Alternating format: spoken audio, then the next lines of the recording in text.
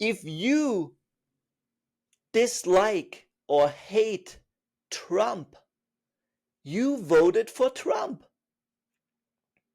You gave your attention to him. You gave him more power. It doesn't matter who you voted for. That doesn't matter. Your attention was the vote that he needed. What you do at the ballot box is secondary. And a lot of people have been voting for Trump, although they say, no, I'm against him. Energetically, they voted for him. Your hatred, your criticism of Trump is a vote for Trump. If you hate Donald Trump, you vote for Donald Trump. You're giving him your attention.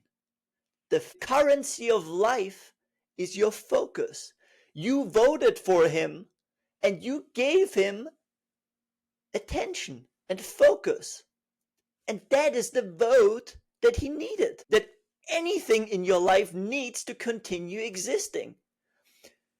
And collectively, people gave their attention more to Trump. He won the vibrational election. He won the election of attention, the election of focus. And now he's elected. But if you keep hating him, if you keep resenting him, if you criticize him, you keep voting for him. It doesn't matter if there's an election or not. It has nothing to do with that. That is not how life works. You get more of what you focus on. And you continue perpetuating the idea of Trump. Maybe he'll pass away or God knows what. But the idea of him won't die because you're giving the idea your attention. The idea of Trump will live long after Trump has gone because you're giving it your attention and your focus. And it's the same with everything in your life. What are you giving your attention to? Are you focusing on all the things that go wrong in your life? That one issue that you're like, keep thinking about, you're perpetuating it. You're not solving it by thinking about it. If you're thinking about the lack of money, you're perpetuating that. If you're thinking about what's wrong in your relationship, you keep the aspects of what's wrong in your relationship, you keep it alive. You vote with your attention. And every time you give your attention to something, you vote for it to be part of your reality, to keep existing in your life. Your attention is a vote, a currency. And you can see in your life what you voted for. Don't judge yourself for it. It doesn't matter. Most of us have been voting unconsciously. You're being unconscious. You think you're solving the problem. You think you're doing something good if you fight evil, but you just magnify it. Look at, he used to be a person. Well, Donald Trump still is a person, but it has become a movement. And now it's become even more.